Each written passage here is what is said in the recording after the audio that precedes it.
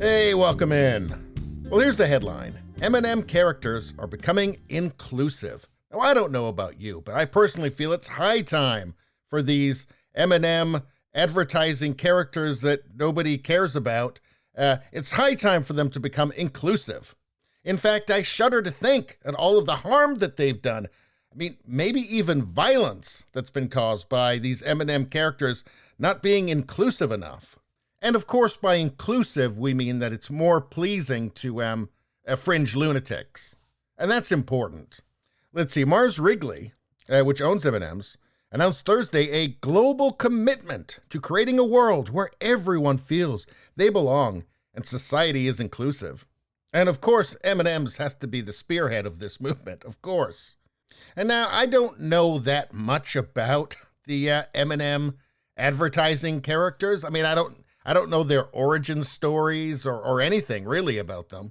I have to admit, I've pretty much just completely ignored them because I don't care. Like I do with all fake characters that are just there to try and sell me stuff. In this case, a poison in the form of sugary treats. But anyway, that's just me. So what are these important changes that are going to make the world just immediately a much, much better place? Well, first off, the green M&M character will lose her peach-colored legs and stiletto boots in favor of white legs and sneakers after criticism that the character was sexualized. Well, I don't know about you, but that's how I like my women. Round and green. But, if this stops me from sexualizing a green M&M, I mean, it's got to be worth it, right? Let's see. Mars says it wanted the green M&M to be better represented to reflect confidence and empowerment as a strong female and known for much more than her boots. Well, that sounds great, actually. Maybe they could have the green M&M cure cancer. I mean, not really in real life, though, but wouldn't it set a great example? I mean, for all the little girls out there who look up to the green M&M. As well as just being, I guess, an important lesson that if you're a woman, you should never wear stiletto boots. You have to wear sneakers. And it doesn't matter what you think because the green M&M told you. Let's see, the brown M&M will have her heels lowered to a professional height. In a Q&A on the company's website for each character, her character says she is not bossy, just the boss. I think maybe we can revise that to not bitchy, just a bitch. But, I'm not writing this stuff. Let's see, meanwhile, the green and brown M&Ms will no longer have a rivalry, but will now be together throwing shine and not shade. And that, folks, is how you change the world.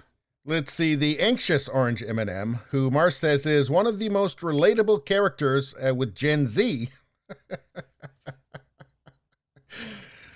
Yeah, because everybody knows that the anxious orange M&M is one of the most relatable characters with Gen Z. The most anxious generation, well, I guess that is true, they are. And I guess it would make sense then that the orange M&M would probably be their biggest role model. But anyway, previously had his shoes untied, but will now have them tied. Thank God. I mean, that was making me anxious, right? I'm glad that M&M is thinking about my mental well-being. Well, let's see here. The red M&M, an outspoken character sometimes interpreted as bullying the other M&Ms, will start being more kind to his fellow candy characters. Well, thank God for that. Now, correct me if I'm wrong in the comments here, but I thought that the red M&M was also a sexual predator. I could have sworn he just got Me Too'd. Anyway, well, this is all well and fine, but I would hardly count this as being inclusive. For one thing, where's the tranny M&M? Where's the bull dyke? This is simply not diverse enough for me. I mean, which one is the communist? Oh, wait a second. Sorry. I think we have to assume they're all communists. But, I mean, to make it a little bit clearer and I think reduce harm, they could just make one of them Chairman Mao. They could just have a straight-up Chairman Mao or maybe a Stalin M&M. It's just Stalin or Chairman Mao in M&M form. That would be helpful.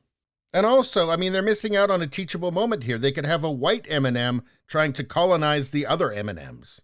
And in fact, you know what? This is just totally unacceptable.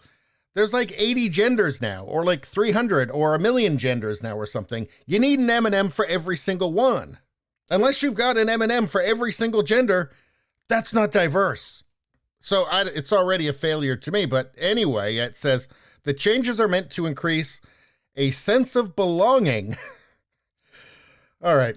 Quote, a sense of belonging for 10 million people around the world by 2025.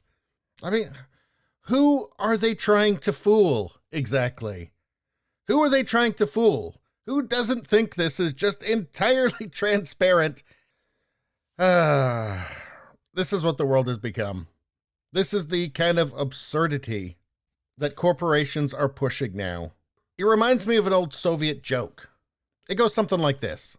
They pretend to pay us, we pretend to work. Doesn't this kind of feel a little bit like that?